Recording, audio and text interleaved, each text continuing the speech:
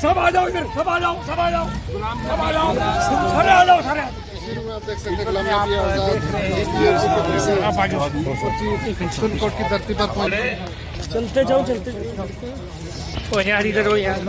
Selfie बाद ले।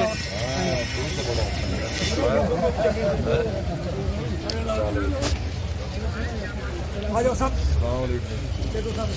सलाम चौधरी साहब के हाल। गुलाम नबी आज़ाद साहब लोगों से बात करते हुए लोगों का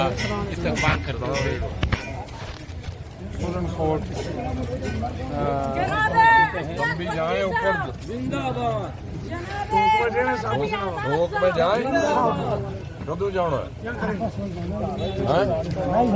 सुरनकोट में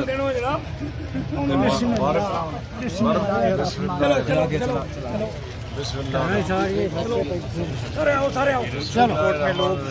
गुलाम नबी आज़ाद साहब का इस्तेमाल करते हुए लोकसभा इलेक्शन के हवाले से बात की जाए तो आज़ाद पार्टी के जो कैंडिडेट हैं उनके लिए और दसों के बढ़ाया कर दो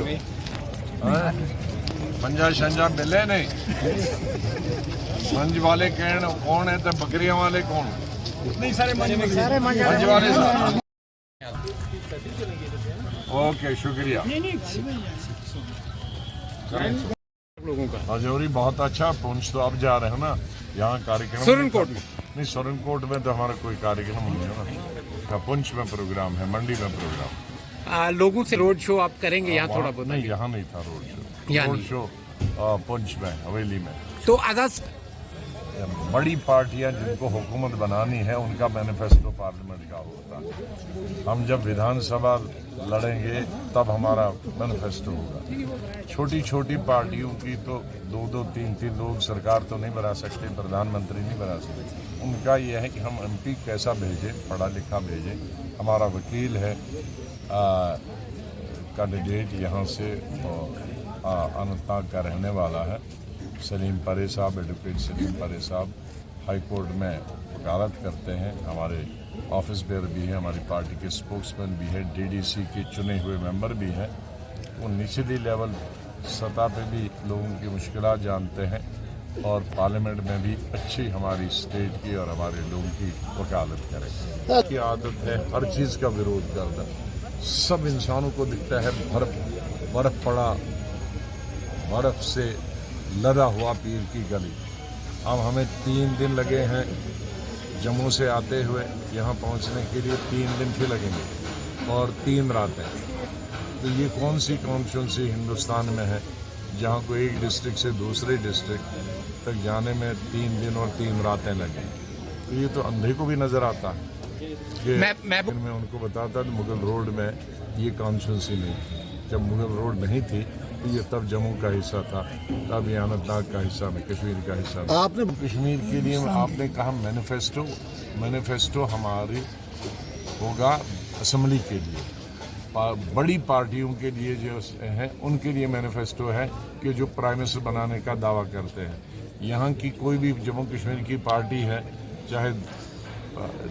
किसी के 2 MP आएंगे किसी का 1 MLA का आए तो उसको प्रधानमंत्री पूरी स्टेट की ही जरूरत है बहुत बिल्कुल इंशाल्लाह जीत पाएंगे क्यों नहीं जीत पाएंगे जब इस्तीफा दिया था दिल्ली से और मैंने कहा था मैं जम्मू कश्मीर की अब खिदमत करूँगा तो हमारे लोगों ने याद दिलाया कि हम तो 2.5 साल से 2 साल से असम्बली की तैयारी कर रहे हैं कि आप यहाँ सरकार बनाएंगे लेकिन आप तो फिर भागने की कोशिश कर रहे इसलिए सर कोई गलती नहीं की क्योंकि कांग्रेस पार्टी खुद खत्म हो रही है आप रोज देखिए ना टेलीविजन में 10-20 लीडर भागते हैं मुझे ये फिक्र है कि पार्लियामेंट खत्म होने तक कहीं वो खाली ना हो जाए कश्मीर के नहीं बल्कि पूरे हिंदुस्तान के लोगों को फख्र है आज़ाद साहब एक सेकुलर आउटलुक के आदमी है आज़ाद साहब ने हिंदुस्तान की खिदमत की है आज़ाद साहब बहुत देर तक मिनिस्टर रहे हैं अपोजिशन लीडर रहे हैं और आज़ाद साहब का ये विजन है कि डेवलपमेंट करनी है और पीर पंजाल के लिए उनका जो विजन ये है कि पुंछ मेडिकल कॉलेज देंगे।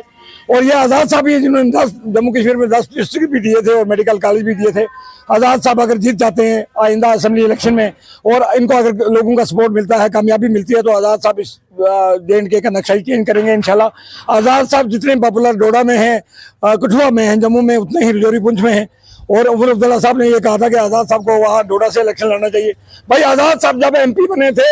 महाराष्ट्र से, जब इंदिरा गांधी ने इनको इलेक्शन लड़ाया था, उस वक्त ये ऑल इंडिया यूथ कांग्रेस के प्रेसिडेंट थे। और वहाँ 5% हिंदू की आबादी है, मुसलमानों की आबादी है, सॉरी मुसलमानों की 5% आबादी है और 95% हिंदू की आबादी है, जहाँ से 3 बार MP लड़ के आए। आज़ाद साहब तो सेकुलर आदमी। आज़ाद साहब जम्मू से लड़े, कश्मीर से लड़े, पुंछ जोरी से लड़े, अनंतनाग से। आज़ाद साहब कहीं से भी लड़ सकते हैं। ऐसे रजौरी पुंछ के लोगों का ये रहेगा कि एक तो ऑलरेडी हमारा बेड़ा गर्क किया है